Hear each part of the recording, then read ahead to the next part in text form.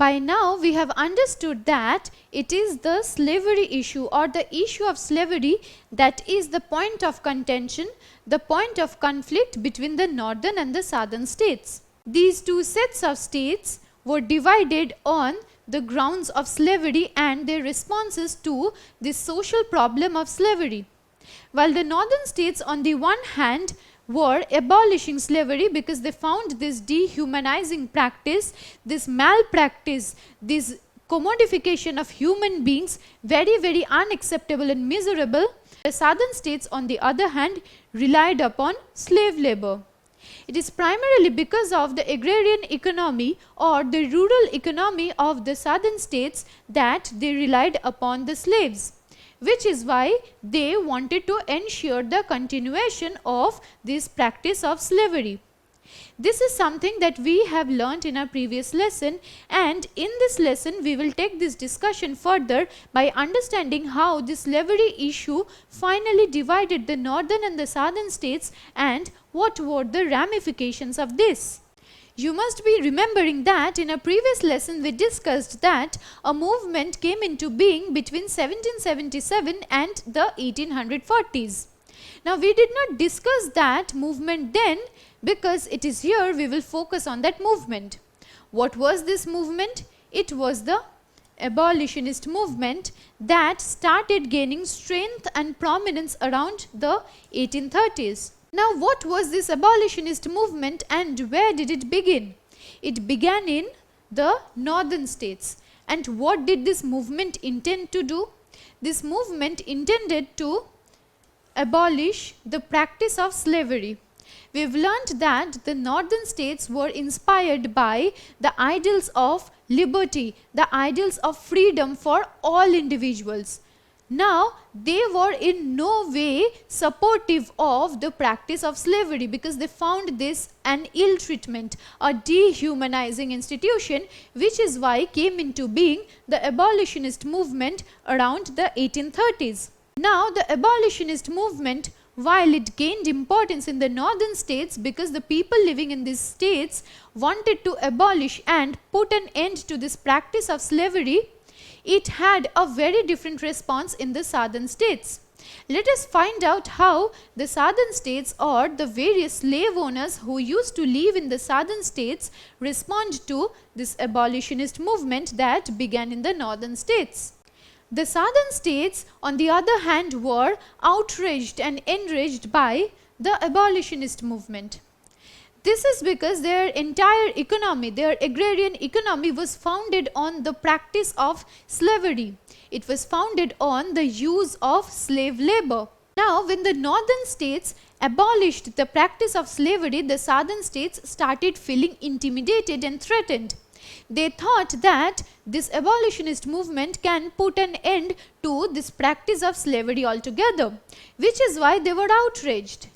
Now their entire economy, the way they produced raw materials, everything dependent on the use of slave labor. And if slave labor was banned or abolished, their economy would start to falter, which is why they were enraged and threatened at the same time. They also did not want the federal government or the US government to completely abolish this practice of slave labor. And so, after this, what followed was the Compromise of 1850. Let us find out what a compromise means in the first place. The Compromise of 1850 was a direct response from the US government over the rife or the conflict between the northern states and the southern states over the issue of slavery. So now, while in the northern states the abolitionist movement came into being, the southern states felt threatened by it, which is why the southern states now required the US government to interfere and stop the abolitionist movement. Now, how did the government respond to this? The US government enacted what later came to be known as the Compromise of 1850. While this Compromise of 1850 was made in favor of the southern states, this had wide-scale repercussions among the masses. Masses were protesting against this one Compromise of 1850 that they found very severe and miserable and intolerable, and it also further strengthened the practice of slavery. Now with this in mind, let us discuss what a compromise means. Now consider a hypothetical situation. You want to go out to watch a movie with your friends, after which you will also have dinner with them and come back late into the night. You know that after the movie and dinner you will come home by 10 p.m. but your parents will not allow you to stay out after 8 p.m. That is to say, they have made a curfew on 8 p.m. Now, through debates and discussions with your parents, you both come to a compromise. That is, you both reach a middle ground. So, your parents on the one hand are allowing you to stay out till 9:30. And on the other hand, they have asked you to finish all your homework before you leave for the movie and dinner. What we just discussed is an instance of how compromises take place. A compromise is some kind of an arrangement or some kind of a mutual agreement between two parties when they are having a conflict over something. Now, in this process of coming to a compromise or reaching a middle ground through debates and discussions, both parties lose something to gain something, and they reach a stage of equilibrium where the voices or the requirements of both the parties are taken into account. This is what we know as a compromise, and a similar kind of compromise also took place in America in the year 1850. But what was this compromise meant to do, and between whom did this compromise take place? Now, to understand what shape this compromise of 1850 took, we have to discuss briefly the US Senate. We learned from one of our previous lessons that each state gets to send 2 representatives to the US Senate, and in this way the US Senate ensures the equal representation of all the states irrespective of the size or the population of the states. Now, when new territories were being incorporated as states under the United States of America, the northern states on the one hand were wanting these new states to become free states, that is, they should abolish slavery, and on the other hand the southern states wanted the new states to be slave states. Now, both the northern states and the southern states knew that to bring into effect their ideas or to voice their opinions, they required a majority in the Senate. But the US government now thought of a plan to reach a state of equilibrium, that is, to reach a status of equality. How could this be ensured? The US government now saw that many territories were now wanting to become states, and these territories had already decided to become either free states or slave states. Now, the government proposed that the number of territories that would be admitted as free states should be equal to the number of territories that would be admitted as slave states. In this way, the number of free states would be equal to the number of slave states. And in the case of either the free states or the slave states gaining a majority, that is, the balance tilting on one side, equal number of states from the other side would also be admitted, so that there is always an equality, that is, equal number of slave states against equal number of free states. In this way, the government wanted to ensure that the balance did not tilt on either side. The government was afraid that if the balance tilted on the side of the free states, the slave states or the various southern states would be threatened and they would be compelled to secede, which is why it wanted to ensure equal number of free and slave states. Now, what did this arrangement lead to? Did it remain as equal as it initially was? Well, initially when this arrangement began, equal number of free states were balanced by an equal number of slave states. But soon after, a problem cropped up when California now decided to join USA as a state. Previously, 30 free states were balanced out by 30 slave states. Now, in the year 1849, California now wanted to join USA as a free state. Now, during this time, many settlers had already settled in California, where they found huge gold mines.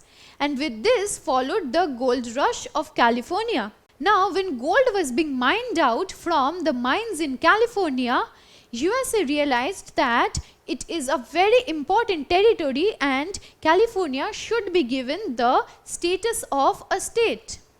Now, in the year 1849, California decided to join as a free state. As we just discussed that prior to this, there were 30 free states balanced out by 30 slave states. If California joins as a free state, there would be an excess of free states. That is to say, the state of equality or the state of equilibrium would be disrupted, and balance would now tilt in the favor of the free states. With this, the US government also feared that the slave states would be threatened by the majority of the free states.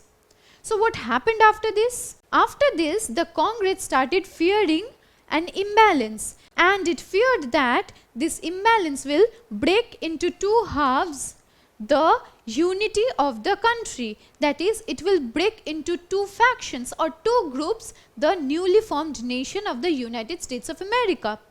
If California joins the free states, there would be an excess of free states, and simultaneously the slave states would feel inferior, and this might also cause them to secede from the Union. Due to this fear, the Congress thought of a plan. The discussion of this plan now brings us to the Compromise of 1850. But before that, let us see how California was incorporated as a new state.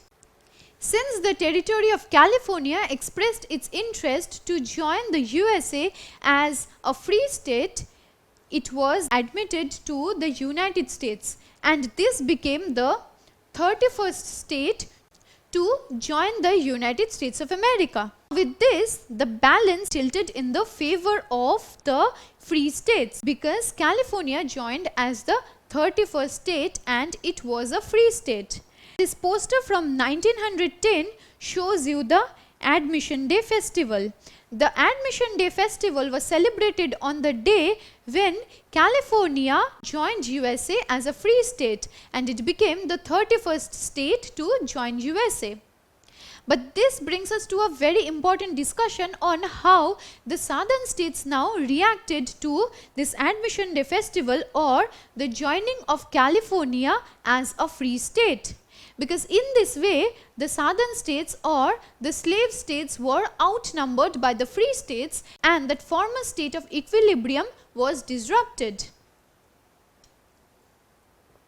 Now let me ask you a question before further discussing how and why this Compromise of 1850 took place. Which was the 31st state to be incorporated into the United States of America?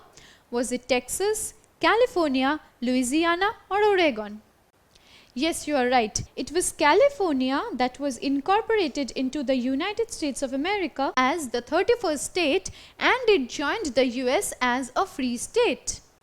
Now the Congress was left at a dead end. Why is it so? Because the former equilibrium it had achieved between the number of free states and the number of slave states was disrupted. Because now balance tilted in the favor of the free states after California joined the US as a free state. And on the other hand, the slave states were outnumbered. The Senate or the Congress had to do something in this regard so that this equilibrium could be achieved. But in no way an equilibrium could be achieved. So what did the Congress think of? The Congress now came up with the plan of a compromise. A compromise is a mode of a give and take thing, because through debates and discussions, one party gives up something for achieving something else, and in this way they reach a state of harmony or a kind of mutual agreement.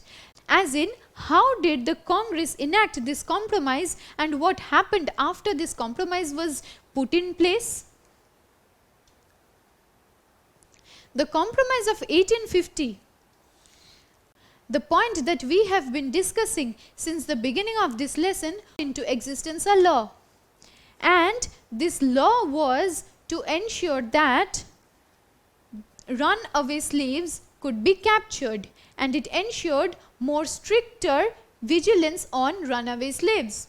previously we learnt that the southern states were the places where the slaves were kept, and it is in the southern states where the slaves had to render unpaid labor, render forced labor. They were severely beaten. Violence was inflicted on them. They weren't even treated as human beings. They were separated from their families, made to live in absolutely deplorable and despicable conditions, and sometimes these slaves could manage to run away from the southern plantations and escape to the northern states. And in the northern states they were free from slavery, because if a slave could once escape the southern states and reach the northern states, the slave owners could no longer bring the slaves back from the northern states.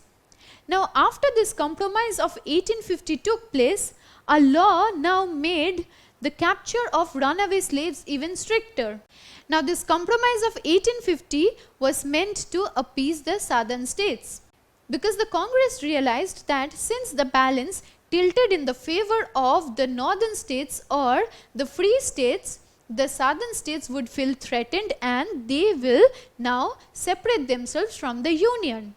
So, now in order to bring them to a mutual agreement so that the southern states are also appeased, they now introduced this compromise of 1850, which meant more vigilance, stricter vigilance on the southern states. Simultaneously with that, the rich slave owners could now use mercenary slave hunters. Now, the slave hunters were to ensure that these runaway slaves did not go away far, and even if they went away far, the slave hunters were to bring these runaway slaves back to the southern states. In this way, this compromise of 1850 further strengthened the practice of slavery, because it was through the Fugitive Slave Act of 1850 that the Compromise of 1850 took a formal shape. Now, this Fugitive Slave Act meant that no slave could escape the places they were meant to work in, and if they were to escape, they would again be brought back to the place from where they escaped. Along with this, the Fugitive Slave Act meant that the slaves could be abused and beaten to make them come back to the original plantations.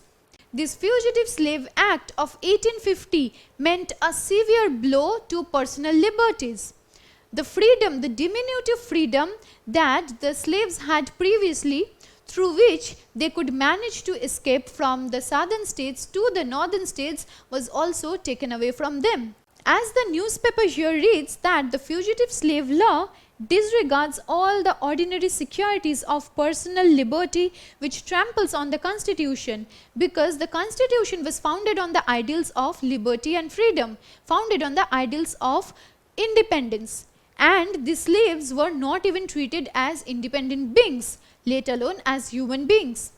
So, this was an attack on personal liberties of the slaves that they never got to enjoy once they were enslaved from Africa and shipped to North America. So, we learnt that through the Fugitive Slave Act that was enforced by the Compromise of 1850, slaves have to be returned to their masters. Now, we discussed that the masters could send slave catchers or slave hunters to bring the slaves back to the masters. On your left, you can see a newspaper article that states that a slave owner or a master had offered a reward of $150, which was a huge amount at that time, for the slaves to be brought back to him. And for this, he could use slave hunters or slave catchers, and the slave catchers were meant to bring back the slaves forcefully and violently back to the masters.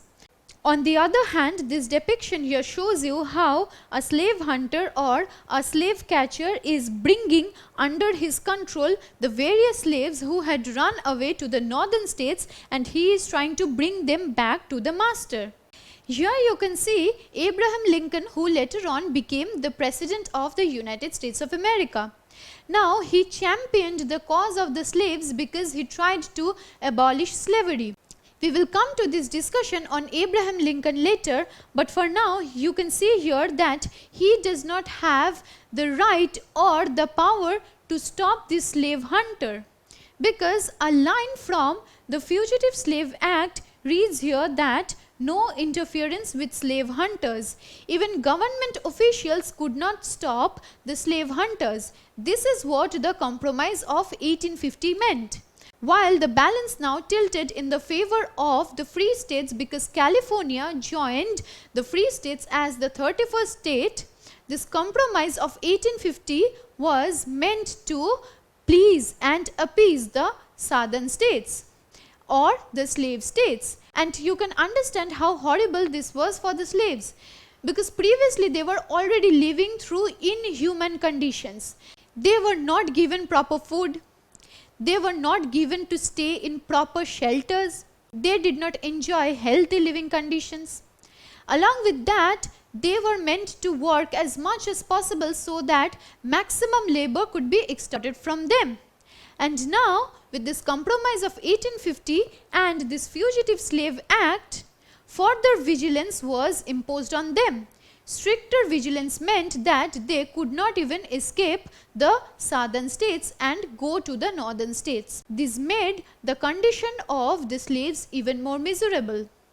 How bad could it be for them? They have already been shipped away from their homes and made to work in these faraway lands in absolutely miserable conditions, in absolutely despicable conditions.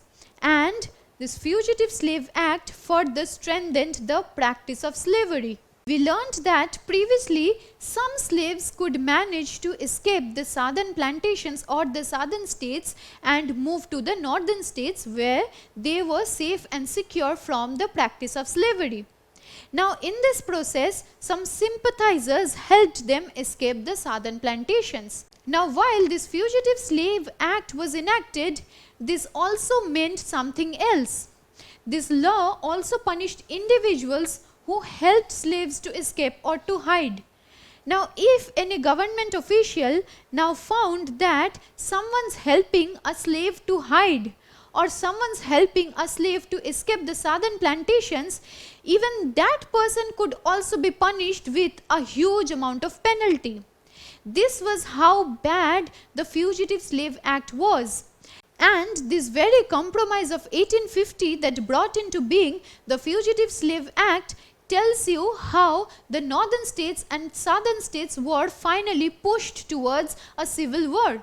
The northern states could no longer accept what was happening in the southern states and how miserably the slaves were being punished and treated in the southern states, which is why while the government or while the Congress thought that it would be able to do something or achieve a state of equilibrium through this compromise, but it further pushed the states towards the brink of a civil war. So as we just discussed that this Fugitive Slave Act was resented by the abolitionists. The abolitionists were the people who were living in the northern states. And it was in the northern states that the abolitionist movement emerged. Now the abolitionists were the one who were trying to stop and abolish this inhuman practice of slavery. And on the other hand, they saw that how this Fugitive Slave Act was further strengthening this practice of slavery, which is why they strongly resented this Fugitive Slave Act. And now this resentment among the abolitionists also found expression in subsequent anti-slavery protests and assemblies. So the anti-slavery protests that came after this were founded on the resentment, on the dissatisfaction, on the hatred for the Fugitive Slave Act that was felt by the abolitionists. This resentment, this strong sense of opposition for the Fugitive Slave Act was further accentuated by abolitionist literature and newspapers that were being published in these times. The abolitionist newspaper, The Liberator, gave voice to these opinions.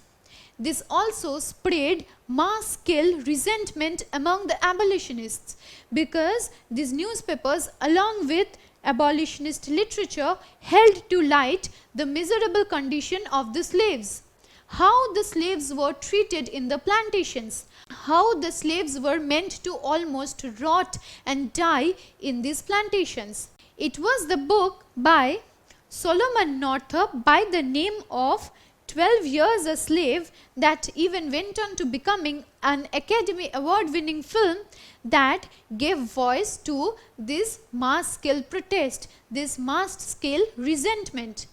Another book that gave a very vivid and realistic and simultaneously horrifying depiction of the life of the slaves is Uncle Tom's Cabin. So, abolitionist literature along with abolitionist newspapers spread resentment against slavery among the masses who were living in the northern states. Now, Uncle Tom's Cabin is considered to be one of the most grueling and gruesome realistic depictions of slavery. It tells us how horrible the slaves' lives were, how they were exploited, how they were beaten, and how violently they were treated in those plantations by the slave owners. And soon after, by depicting the pathetic condition of the slaves in America, this book now incited widespread public resentment. Public, as in people who were living in the northern states, were now severely protesting against this practice of slavery. Through mass group readings of Uncle Tom's Cabin, people now got to know about the reality of the lives of the slaves, which is why they were now brimming with anger against this practice of slavery.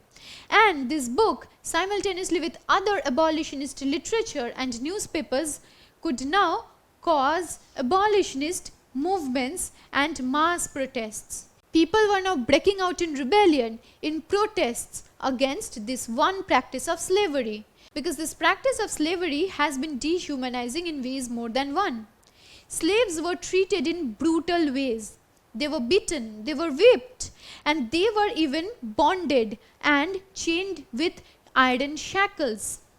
And after they were chained with iron shackles, they were beaten and often lynched and hung from trees.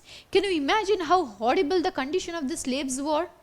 So, after reading these various books and after reading these various abolitionist newspapers, people now came to know about the lives of the slaves, and they now resented against this practice of slavery. With this, we come to an end of our discussion on the various reasons that led to the outbreak of the American Civil War. At the base of everything, or at the foundation of everything, was the issue of slavery. It was the issue of slavery and the response to this issue of slavery that divided the northern states and the southern states.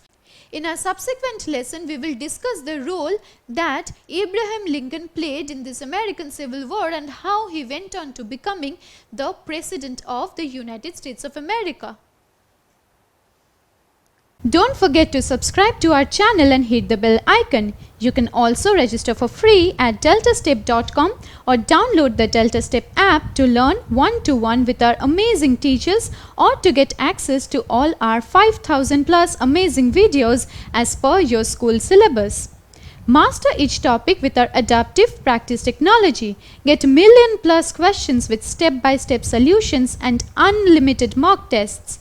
Get all your doubts resolved instantly. Learn via games and win amazing prizes like PlayStations and iPads. So at DeltaStep, learning is not just fun and easy, it's rewarding too. So register for free now.